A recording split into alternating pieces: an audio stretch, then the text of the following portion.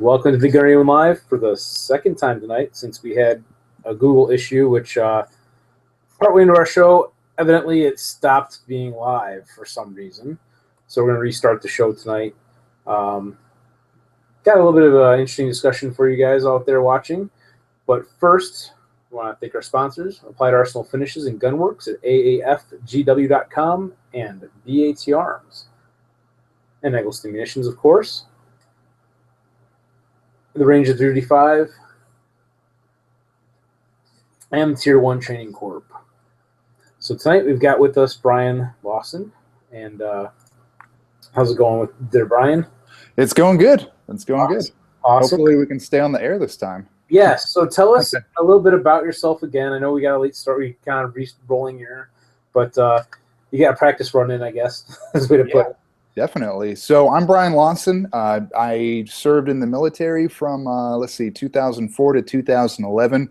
When I got out and moved home, the girlfriend I had didn't really like video games, so I started going to the range a bunch. And back in 2012, when I started shooting more, I started a YouTube channel. And, I got a lot of negative comments at first because my stuff sucked. And as I stuck with it and started doing more gun videos, I started getting into gunsmithing. And that got me into competitive shooting, which got me sponsored by Tandem Cross. So now I'm actually helping out Tandem Cross with some beta testing. I also do some tech support, and I'm the guy making their install videos right now for their gun parts. So, channel's a little over 3 years old now, north of 3,300 subscribers. And, just kind of seeing where this goes, but definitely have my foot in the door in the industry and, trying to keep in touch with other YouTubers out there and, keep the ball rolling and become a better shooter and a better gunsmith and create more original content to share with everybody. So awesome. Yeah, I was pulling up on the screen here as I was flipping through all my stuff, your YouTube channel, which you're doing pretty awesome. You got over 3,000 subscribers. That's cool. Yeah. It's kind of slowed down lately just because for the past year or so I've been working with Tandem Cross. So a lot of the recent videos, it's, me shooting matches and the competitive shooting stuff. But when I do have the free time, I am going to get back into, gunsmithing and the first 100 rounds videos and the stuff that, people are looking for and getting a lot of views and positive reactions. So right on. Yeah. So tell us, you do a lot. We were talking earlier, and of course, people don't know this because our video got messed up, about Rimfire Challenge. You do a lot of Rimfire Challenge shooting. So tell us a little bit about that and like what is Rimfire Challenge like exactly? Like a couple questions, like is it rifle and pistol both? What kind of targets do you shoot? Those kinds of things too. Right. So I shoot speed steel, but I also shoot NSSF Rimfire Challenge. For that, we've got it's a pistol and rifle kind of match, and we've got open and limited divisions. So we've got people running optics and people running iron sights. The targets are all steel. They're round, square, rectangle, knockover, poppers, dueling trees, that kind of stuff. And it's mostly static shooting. You're mostly standing in a shooter's box, and you've got between 5 to 14 stages of both pistol and rifle, 5 strings usually, and they throw away the slowest one. So it's a really great match. It's usually the match that people go to at first. They get into shooting and they go to a match. They go shoot Rimfire Challenge, and some people stick with it. Some people move on to bigger and better stuff like 3-gun or something different. But Rimfire Challenge is a really great event. I know Alexis Nicole. She's a 8-year-old shooter, 8 years old female shooter, sponsored. Rimfire Challenge. We've got everyone from 8 years old up to 80, and just the nicest people too. And it's really a cool place to be because there's a lot of cool stuff going on in the industry, gun-wise, optics-wise, and it's a great kind of testing ground to run all that stuff. Awesome. And with the Rimfire Challenge, it's specifically isn't like running and gunning. It's basically you're shooting from a fixed position, so to speak. Right. Yeah, you're going for as fast as you possibly can and as accurately as you can. You're trying to beat the next guy, and for the bigger Rimfire Challenge matches, there's a prize table with north of $30,000 to $50,000 worth of guns and gear, and matches are won and lost by thousands of seconds. So, it's very much speed, but speed is nothing without accuracy. So, wow. And I don't know if you mentioned this or not. I missed this part, but you were talking about earlier. It is all steel targets, pretty much. Yep, that's correct. A lot of the bigger matches are actually sponsored by MGM targets. They make lots of targets, and how I learned about them is I started going to bigger matches and seeing their products, and they actually sponsor these matches by supplying all the steel and the stands, and sometimes even people to help set it up. So, it's a lot of it's a great way to get into competitive shooting and see if it's something you want to do. And I imagine, being that it's rimfire, it's probably the cost is probably a bit less too. In a sense, yeah, but the ammo costs. The ammo cost, we never really recovered since the Sandy Hook thing. 22 ammo is not the easiest stuff to find, but my thing is, if you need it, you're going to find it. Does the guy with the boxes stacked behind him? Oh, those are all empty. My stash is dwindling right now, but if you use something like ammoseek.com, you can find ammo on a regular basis from 6 to 8 cents a round for the bulk stuff to 9 or 10 cents a round for CCI. So the cost is a lot less, but the equipment prices, they're not much cheaper than some of the bigger stuff. Some of these guys are running full quartz and scorpions and ultralight rifles that cost north of $1,500 to $2,000 with optics. So the ammo is cheaper, but it's not the cheapest sport. But then again, anything shooting sports isn't really cheap. That's very true. Shooting sports in general is kind of expensive. So you're talking about the steel and stuff, and using Rimfire Challenge is maybe a good starting point for competitive shooting. Right. So you actually are getting the 3-gun more and more now too, as well. That's I want to say that's true, and I mean that by I've got the shotgun, I'm building up the rifle, and I'm practicing with the pistol. And the club I actually run a monthly match at, we're going to be doing a 3-gun event on a fairly regular basis. So I went out and joined USPSA. I need to go to one of their safety classes, but I've got the gear and the competition belt and the holsters and the mag pouches. I just need to get the free time and go out there and shoot.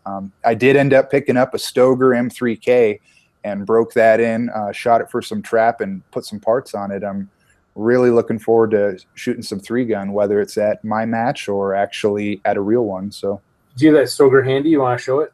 I do. Yeah. Let's see. Here we go. Nice. So I got the what was it, like a week or two ago? I got the Stoeger M3K off of Impact Guns for $5.99. It came with the 24-inch barrel, and I did end up putting the MOA Precision +6 on there. And then I also upgraded to the high-vis PM1002 front sight. The front sight that was on there was it was really big and it didn't catch light well, so I ended up going with this. I also put a Kick Ease recoil pad on there because it is kind of a face kicker if you're shooting the heavier stuff.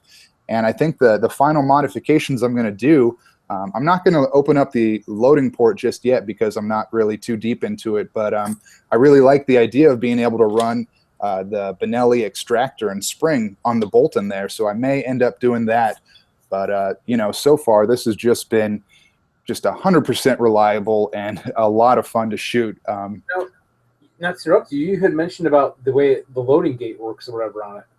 Right, yeah. So the semi-auto shotguns I owned before were Mossberg 930s and Segas. So what's kind of interesting about this shotgun is if you have the tube completely loaded up, if you want to chamber around and you pull the bolt back, it's not going to chamber around. You actually have to press this right here, and it'll let a shell launch into the lifter, and then you can chamber one. So I'm having to, I don't want to say relearn the manual of arms, but it's just a little bit different than what I'm used to. I ended up loading the tube and racking it, going, what's going on here? And then I realized you actually have to, release one into the loading area. So that's kind of new for me. But other than that, it's been It's been awesome because I'm telling you what, this is the easiest shotgun to take down and clean. I mean, it doesn't get dirty because it's inertia driven. There's no holes in the barrel, you know, getting gas back in the receiver. You pretty much wipe it down when you're done, and it's good to go. It's not the softest shooter, but, you know, brand new gun, shooting a lot of buckshot through it, and it is a soft shooter with the lightest recommended load. So I really like it. And, you know, not only is this going to be perfect for 3-gun for me, but I also shoot sporting clays and trap. And this definitely knocked him out of the sky. So I'm really happy with that. That's cool. Speaking of 3-gun too, I was going to share this with you guys out there watching. One of the things I help out with too is with my club, the Aurora Sportsman's Club out in Waterman, is a sponsorships and so forth. And by the way, the BAT Arms or batarms.com, they are our series sponsor for this season, and we have 4 matches coming up. We've got May 29th, July 31st, August 28th, and October 30th, and this is out in Waterman, Illinois. You can check out information on the website, which I'm trying to screen share right now, actually, and I realized I wasn't actually sharing it. And the website address is going to be aurorascpr.org. You can actually sign up through here as well with the Register Now button on Eventbrite to sign up and pay for tickets and stuff like that in advance.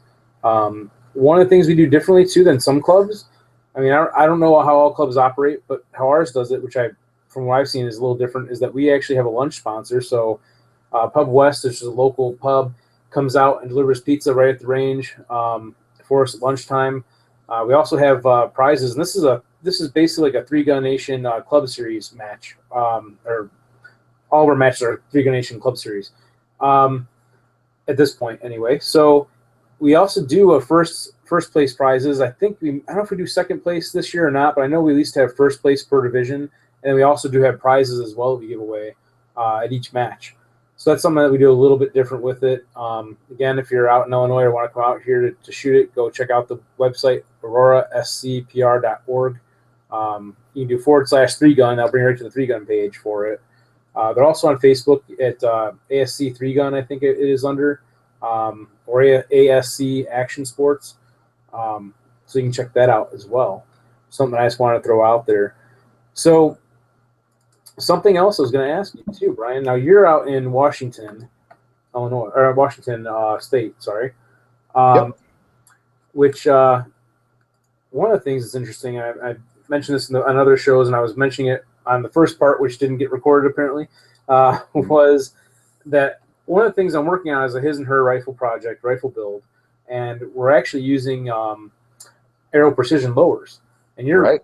You're in the same state as Aero Precision. I know you've got one back there, and you got one right there too. Which, Which, by the way, I gotta say, cool stuff about their lowers. The fact that they use the attention screw on it and the screw for the rear takedown pin. Right. Yep. There's a tension screw in the back to tension the upper and lower. But from one thing they don't do yet is the bolt catch is still a pin. Oh yeah, still a roll pin. That's one of my favorites, is when you got a screw there. Just personal preference, because that's one of the things that's the easiest to scratch your receiver when you're driving that pin in. You know, I have had great luck with that roll pin, and now that I've said that, I'm gonna knock on some wood. But I really like the Aero Precision. I ended up picking up 2 of the Gen 2s recently. One of them turned into a pistol that's back there. But what I really like that I didn't know is that they actually kind of beveled and flared the magazine well. Yes. And then they put that set screw back in there that pushes on the rear takedown pin that acts like an Acu wedge, which, you know, if you've ever built a AR-15 from mismatched parts before, you know that there's sometimes a lot of slop, and, you know, they've got it just built right into the lower with that set screw, so you can use that as an Acu wedge and make it as tight as you want with whatever upper. You know, I really like the Gen 2 Aero Precision lowers. But yeah, you know, they're local to me. They make really high quality stuff. I'm really proud that they're in my area. We've got a lot of aerospace around here because of Boeing and all that stuff. But you know, they make an exceptional product. I'm glad you're doing the his and hers with aero stuff. Yeah, absolutely. They make good stuff. In fact, one of the things I just ordered with them was their new ambidextrous charging handle, and the reason why I went with this is not because it's a brand new product, which that's kind of a bonus. That's something new for them. This particular model is because my girlfriend is actually left-handed. So I figured we want to go with the ambidextrous parts, whatever we can get that's ambidextrous for her, and kind of integrate it in, where it was applicable, like the charging handle and the safety selector and stuff like that. So I'm looking forward to testing out and checking out this charging handle. Now, granted, it's a charging handle, and not, usually charging handles isn't something to get really excited over, but something new, something kind of cool, and I'm looking forward to it regardless, because it's one more step towards completing the project.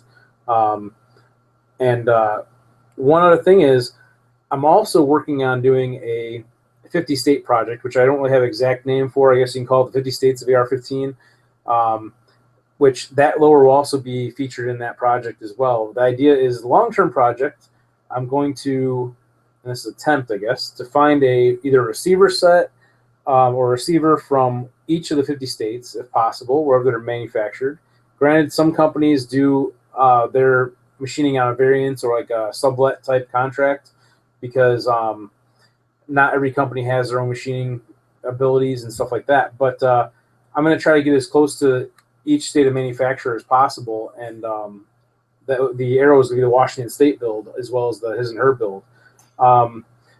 Next up on that list is probably going to be my Wisconsin State build. We were talking about the pins and stuff on the receiver set. Right. I'll have to find if I can have a picture of it someplace. My friends over at MGS Firearms, actually in Wisconsin, they're a small shop, like a mom and pop type gun store, so to speak. And they actually just had their own lowers manufactured for them, based on their specs and their requirements for it. And I'm really excited for them, because not just because they're friends of mine, but the product is actually stellar. I mean, the cool thing about it is it's got the tension screw, it's got the rear takedown spring screw to hold the rear takedown spring, detent spring in place. I was gonna see if I can find a picture of it to kind of show it off from like their Facebook or something. But in addition to that, yeah, here's actually one of their, I think this is the 308. I'm going to see if I can pull it up. Yeah, this is the 308 that are doing. And I'm going to screen share it right now. So they also have the, besides the tension screw, their bolt catch is also a screw.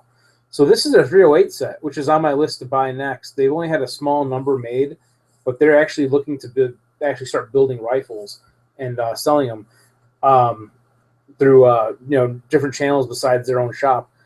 Looks like the 308's also got a rear quick detach for like a sling mount or whatever, which is kind of cool. I haven't had this one in my hand. Now this picture doesn't do real good justice to the coating. I was going to originally Cerakote my upper and lower for my AR-15 that I got through MGS. That I'm going to be building as part of that project. But after seeing the hard coat on it, like that coating is just really nice. And so I'm going to leave it alone and just maybe do a color fill on the logo or something at some point, just to kind of dress it up a little bit. But they, their bolt catch has the threaded pin on it, which, like you said, I haven't had any problem really scratching mine up. I've always been careful and put tape down and stuff like that to kind of avoid nicking up the surface or something with a punch. But yeah, I'm excited for them, because this is just a really cool project that they're doing like right now. And in fact, they're actually going to be holding it when they produce more of these 308s, the match receiver set there. They're going to be hanging on to one for me to pick up from them actually too. Because right now I think they had like 5 of them manufactured on top of like the 50 that they had, AR-15s they had made. So I've got like number 18 of their first lot of 50 for their AR-15s, and the 308s I put in the request to have them hold like number 7, like, so it's like 007 kind of deal. Right. It's kind of goofy because I have the option of doing it, Right. But that's kind of like something I'm working on for a long-term YouTube project, is the 50 states of AR-15, and like possibly like with the harder states like the East Coast and West Coast. We were talking about this earlier. I might build them kind of like as they would be required in their home state. So bullet buttons, or the funky looking stock you'd have in like New York State or whatever, or New York City or whatever it is. Those kinds of things I have to look into and kind of determine, because it's just kind of something different to do, And each of the videos I'll kind of showcase the manufacturer a little bit, and then if I use parts from different manufacturers, talk about their companies as well in the process, and kind of show off the parts that go into making it. So I'm actually looking forward to when you're shooting more 3-gun matches and getting further in this 50 states project of you shooting a 3-gun match with like a New York legal AR-15. oh geez, yeah, that's, you know what, I might just do that, or like just to do it simpler, do a practical rifle match. That's how I got started. Actually, was doing practical rifle because we didn't have 3-gun until almost the end of 2014 season. Right. We had one match that year for our club. Before that, it was all practical rifle, and I was just enjoying, like, I saw, hey, a friend of mine out there shooting like a practical rifle stage, and I'm like, on a video on Facebook, and I'm like, I want to do that. That looks like fun. That's way better than standing in a booth shooting at 25 yards indoors somewhere. Where can I do this in Illinois? And we're, and it's not really that far from Chicago. I mean, it's an hour and a half drive, roughly, maybe. I'm not sure, from Chicago, where it's at, straight west. And you always hear, like, Illinois, people think, oh, you have a lot of restrictions and stuff because of Chicago and whatnot, but it's not like that exactly. It's gotten better over the years, if I'm not mistaken. They've kind of chilled out, and something about opened up some concealed carry to a larger portion of the state. Well, we didn't have concealed carry before. Now we do. Right. Which one of the things I want to mention too, it's someone brought up, because like Cook County is like Chicagoland, area, like like Chicago and some of the surrounding suburbs of Chicago. There's a bill right now, and I don't really get too political on this stuff, but a friend of mine wanted me to mention this, a potential Senate bill, SB 3076. It basically is like for police powers. It's a bill seeking to establish new police powers within Cook County government with access to FOID, which is our Firearms Owner Identification, and Firearm Concealed Carry Act license data. So it gives them, like, I guess, more info in some respect. I don't know the whole deal about SB 3076 yet, but a lot of people are up in arms saying, hey, you got to call our people and our reps and tell them to vote no on it. So when my friends who are pro Second Amendment people kind of start mentioning this stuff right away, I kind of take a look at it. So something, if you're out there and you're in Illinois, take a look and see about the SB 3076. Do it kind of soon, because I don't know how soon it goes up for like a vote or anything like that, but it's something to look into as well, to kind of stay on top of our laws, because it affects our rights, which affects us being able to go out and do our shooting hobbies that we like to do for fun with the paper and steel targets that we shoot at. But even more importantly, it affects the fact that, for the home defense and defending of oneself as well, when we have restrictions placed on us. So we recently got hit with some restrictions here in Washington State. Initiative 594 passed, and what that did was redefine the term transfer. So let's say, I've got my pistol I use for speed steel and rimfire challenge. If you were here with me and I gave this to you, that would be considered a firearm transfer to include if you were shooting my gun at the range. So what happened is now every single gun sale needs to be having a background check performed. So even if it's a person-to-person sale for a long gun, you actually have to go into a gun store, fill out the paperwork, do the NICS check before you can sell it to a private individual. So before that passed, I was buying and selling guns on Arms List to figure out what I needed to compete with, what would work for me, what wouldn't. And now that initiative went through, everything became a transfer. So now, if I want to check out a gun, I've got to go buy it. And it's kind of helped me, because ever since that passed, I haven't been selling any guns whatsoever.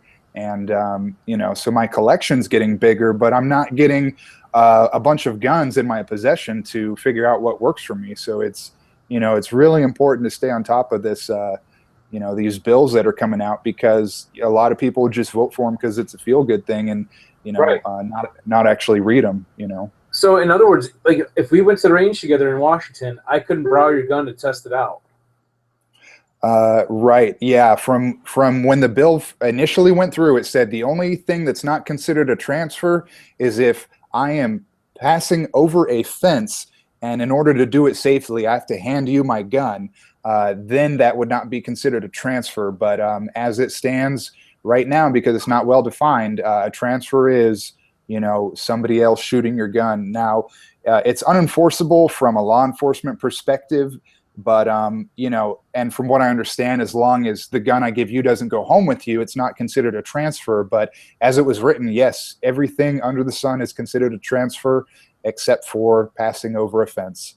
Not cool. Yeah. I No. would definitely try to keep fighting against to get that changed. You know, because that's one thing. It's the law. You know, is the law, but it's a living thing. It's something that can be changed by people voicing their concern. Just like in Colorado, we're hearing now. I don't know if it's a rumor or just like how it is or what, because I haven't really looked into it because I don't live in Colorado. Honestly, I just kind of caught wind of it. They're talking about repealing that magazine ban that Colorado had. You know, one that I guess made Magpul move away from Colorado. I was just going to say, you know, Magpul ended up pulling up their multi-million-dollar business and moving out of Colorado because of that silly magazine restriction. And, you know, you know, that may be great for the people of Colorado, but what about all the companies that have already gone out of business or moved, or, you know, it's hard to stay on top of all that. Absolutely. So, yeah, I mean, it's a valid point. Stay on top of all that stuff and kind of stay vigilant, I guess, in a sense of our legislation and all that. But yeah, we'll just see how it all goes. I mean, right now as far as time goes, by the way, we're past 10 o'clock. Unfortunately, half our show got cut off, and I have to cut it off tonight because I have to get out of the house because of one thing I was mentioning earlier. If people don't know, because of the whole video, is that we're having some construction done, so I gotta actually move out of here where I'm at. That's why cam's off too, because everything's kind of discombobulated with all the stuff going on and whatnot. So I do appreciate you stopping by and hanging out with us tonight, and I say us, people out there watching and all that. And you know, normally we have a little bit more of a panel member list here, but tonight doesn't always go as planned, you know, with the show, and we just see how it goes. Every week is different. We got some information about Rimfire Challenge, some upcoming legislation, the ASC stuff, and a little background on you and your channel. So that was cool. And that Stoger M3K, am I saying that right? Oh yeah, M3K. That is pretty awesome. I do like that idea about the loading gate deal with the extra little button. That might have saved me from getting a DQ in Florida, possibly. You know, because I would have had to have done that to put around in the chamber. So, right. I was actually, by the way, just so you know, I was using was a F&H SLP comp. That's what I had. It was on loan to me from BAT Arms. I had shot with it once previously, but it's a mental error because normally this, by the way, because you may not know this, I normally shoot with a mag-fed shotgun. I used MK 1919. So I kind of was used to running that, and I like to run before I walk sometimes. So I jumped into the unlimited class and running that shotgun off the bat, which this last match I had a lot of jams with, by the way, but I had never took the time to dial in the mags at all, which apparently that's the thing that has to be done where you have to adjust the feed lips on them, and some people take out the bolt hold open actuator on them to make the mags work and everything.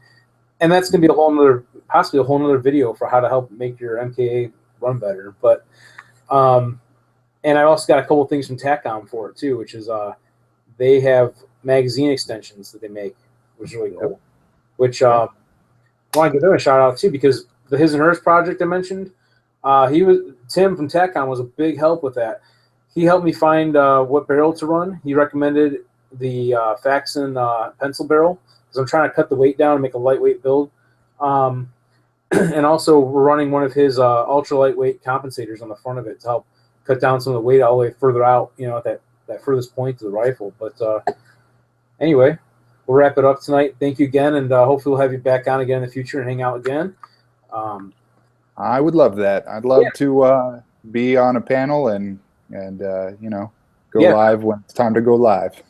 Exactly. That kind of got through us for a thing this time around, because it was live, and then all of a sudden it apparently wasn't, and we didn't catch it. So next time, hopefully it'll stay live. And that does happen. A lot of times my friend Ryan Wiggins will be on here, and he'll monitor in the background to help us out too, to make sure it's actually streaming properly, because sometimes Google messes up. Sometimes I may mess up. I might have hit the button. Who knows? But any last words? Anything you want to throw out there? No. I just want to come up with some interesting stuff to talk about next time you have me. There's a cool company out there that is making compensators out of brass and copper, and they actually look pretty cool. So I'll Really? try and come up with some cool stuff to talk to you about that'll help you out with your 50 state build and 3-gun stuff. And just love to try this again sometime. That'd be great. Absolutely. So one quick question about those comps that are brass. Are they for 22 only then? I think they're AR-15 compensators. I saw one that was on a rimfire gun, which makes the most sense to me. But I think they're actually selling them as actual AR-15 compensators. They've got them in brass, copper, titanium, and steel. And they're kind of, I don't want to say artisan, but they're really nice. I'll send you the link to that so you can get up to speed on it. Absolutely. Well, I'll post up on my pages and stuff like that so other people can check them out. Titanium, by the way, that's a hard one to machine. I've been taking machine classes actually as one of the things I've been doing recently, as I have an interest in the firearms industry as well, and figured it'd be a good thing to kind of take some classes on CNC machining and basically that kind of stuff. But one of the things we always talk about is titanium and how much of a challenge it is to work with, I guess. So that's cool if they're making them making comps out of it. So anyway, we'll go ahead and wrap it up. Thanks for being on, and until next time, everybody, thanks for watching, and have fun shooting.